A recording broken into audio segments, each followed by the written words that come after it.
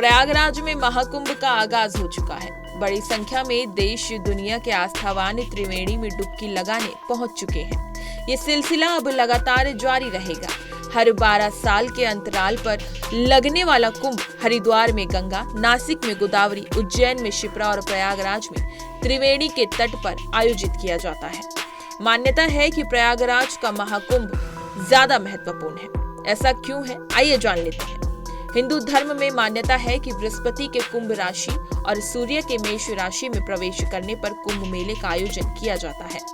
प्रयाग का कुंभ मेला वास्तव में सभी कुंभ मेलों में अधिक महत्व रखता है। कुंभ का अर्थ ही कलश है और ज्योतिष शास्त्र में कुंभ राशि का चिन्ह भी यही है।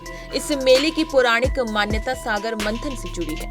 कहा जाता है कि देवों और दानवों ने सागर मंथन से निकले रत्नों को आपस में बांटने का निर्णय किया था। इस दौरान सबसे मूल्यवान अमृत निकला था, जिसे पाने के लिए देवताओं और राक्षसों में लड़ाई होने लगी। राक्षसों से बचने के लिए विष्णु भगवान ने अमृत का पात्र अपने वाहन गरुड़ को दे दिया और राक्षसों ने उसे छीनने का प्रयास किया। उसी दौरान पात्र में से अमृत की बूंदें छलकी और प्रयागराज, हरिद्वार, नासिक और उज्जैन में गिरी थी। इसलिए इसका आयोजन किया जाता है।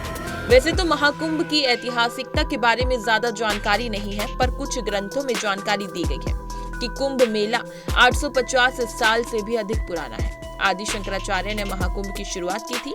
वहीं कुछ कथाओं में उल्लेख मिलता है कि महाकुंभ मेले का आयोजन समुद्र मंथन के बाद से ही होता आ रहा है। वहीं कुछ इतिहासकारों का कहना है कि गुप्त काल के शासन के दौरान इसकी शुरुआत हुई थी। हालांकि सम्राट हर्षवर्धन के शासन काल से इसके प्रमाण मिलते हैं। इसी के बाद शंकराचार्य और उनके शिष्यों ने सन्यासी अखाड़ों के लिए संगम के तट पर शाही स्नान की व्यवस्था की थी। प्रयागराज में लगने वाले महाकुंभ का अधिक महत्व इसलिए माना गया क्योंकि यहाँ पर 3 पवित्र नदियों गंगा, यमुना और सरस्वती का संगम होता है। इसलिए यह स्थान अन्य स्थानों की तुलना में ज्यादा महत्वपूर्ण है। भले ही आज सरस्वती नदी विलुप्त हो चुकी है, संगम तीरे महाकुंभ के दौरान शाही स्नान के लिए खास तौर पर जाना जाता है। यहाँ मेले के दौरान आध्यात्मिक ज्ञान के साथ ही साथ सांस्कृतिक और सामाजिक समरसता का भी आदान प्रदान होता है। प्रयागराज में आयोजन के दौरान संतों, ऋषियों और योगियों के ध्यान और साधना का विशेष समय होता है। कुंभ पुराण में जानकारी मिलती है कि हर 6 साल में अर्धकुंभ और 12 साल में पूर्ण कुंभ लगता है। 12 पूर्ण कुंभ जब पूरा होता है तो महाकुंभ का आयोजन होता है। ऐसे में 144 साल बाद महाकुंभ का आयोजन होता है। इस बार प्रयागराज में लगा महाकुंभ मेला 144 साल बाद ही आयोजित हो रहा है। इससे पहले 2019 में अर्धकुंभ और 2013 में पूर्ण कुंभ मेला लगा था।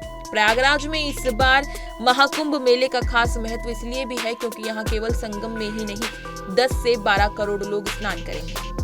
एक पौराणिक मान्यता ये भी है कि धरती पर महाकुंभ के दौरान देवलोक के द्वार खुलते हैं और देवता भी पृथ्वी पर आकर पवित्र संगम स्नान करते हैं। शिव पुराण के अनुसार माघ पूर्णिमा पर भगवान भोलेनाथ, माता पार्वती और दूसरे कैलाशवासियों संग वेश बदलकर कुंभ में घूमने आते हैं।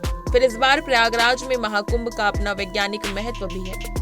ज्योतिषों का कहना है कि इस समय सूर्य, शनि और चंद्रमा और बृहस्पति ग्रहों की ठीक वैसी ही स्थिति बन रही है जो सागर मंथन के समय बनी थी। इससे पृथ्वी का चुंबकीय क्षेत्र में बढ़ता है और मनुष्य के शरीर पर इसका सकारात्मक असर होता है।